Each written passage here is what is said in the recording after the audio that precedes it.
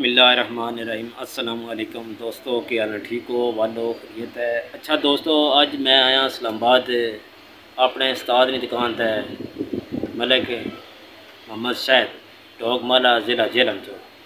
ये दुकान इस टाइम पे इस्लामाबाद ने अंदर है G11 मरकज़। दुकान के नाम दस मिनी मैस टक शॉप है। नाल इन्हें फ्रेश जूस ना भी काम किए है।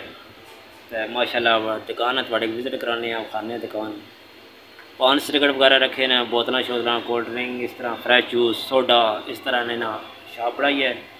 तो तकरीबन जूस ने मतलब तकरीबन 20 बन जाने मिल्क शेक और जूस जो ना मिक्स करके 20 जो आइटम जो फ्लेवर इन्होंने को है ना। तो इन्होंने दोस्तों अज फिर साढ़े की याद कराते 20 साल पुराना अपना जूस ना कारोबार। तो इन्हें को पीने ने जैका चेक करने और इन्हें की जो और कोई गप शप लाने मेरे नाल रहो। मैं थोड़ी दुकान है सारा जी दिखाना। बहुत शुक्रिया। तो मेरे नाल रहो जूस पी।